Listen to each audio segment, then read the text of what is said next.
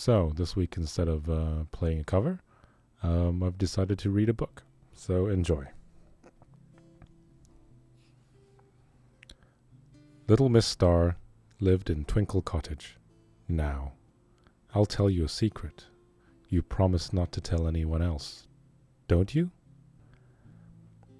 All her life, Little Miss Star had dreamed of being famous. She desperately wanted to be famous so that everyone would recognize her and ask her for her autograph, and she would have her photograph in all the papers. But she didn't know how. She dreamed about it when she went to bed at night, and she dreamed about it when she woke up in the morning.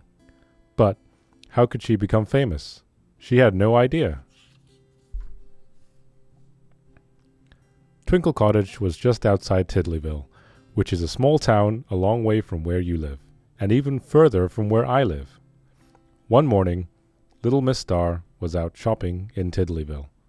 "Hello, Miss Star," everybody called out to her as she walked down the street.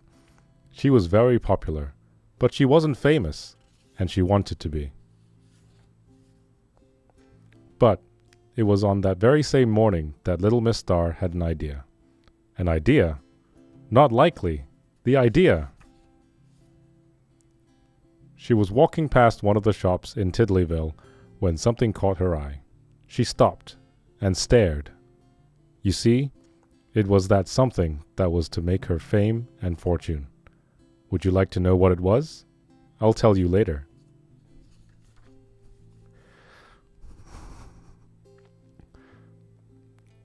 She jumped for joy and hugged herself with glee. And she hurried home to Twinkle Cottage as fast as her little legs would carry her.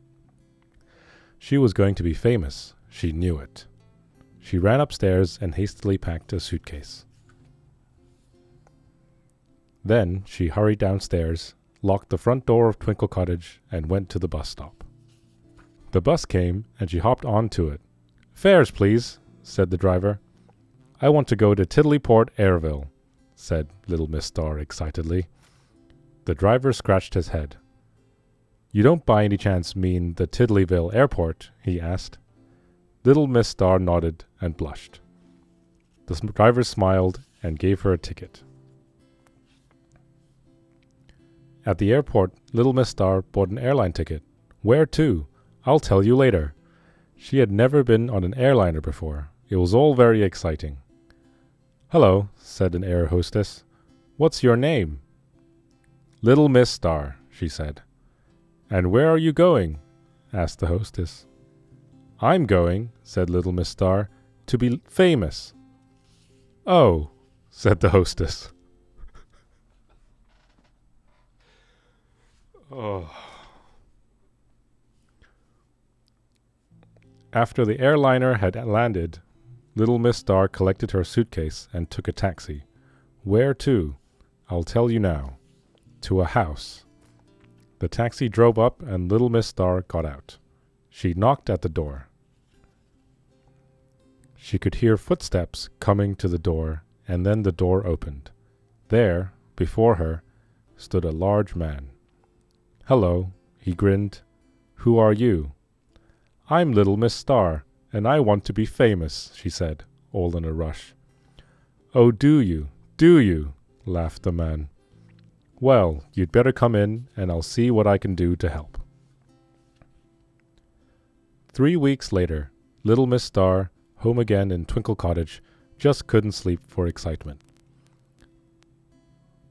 Tomorrow is the day, she thought to herself. Tomorrow I'll be famous. But she did get to sleep eventually, with a beautiful smile all over her face. The morning sun, streaming in through the bedroom window of Twinkle Cottage, woke her. She jumped out of bed. Little Miss Star was much too excited to eat breakfast. She hurried into Tiddlyville. She rushed up to one of the shops. Which shop? I'll tell you later. The window blind of the shop was drawn, so she waited. And she waited. And she waited some more. But then, at 9 o'clock on the dot, the window blind was raised, and there, in the window, oh bliss! She jumped for joy. "I'm famous," she gasped. "And do you know what was there, filling the whole of the window? I'll tell you now. Hundreds of books. And on the front cover of every book, there she was. And there, at the top, in big bold letters, it said, Little Miss Star. "Oh, me," she gasped. And there, underneath, in color, was a picture of herself. "Oh my," she gasped. And there, inside, was her story. And here you are, reading it. Well, that was fun.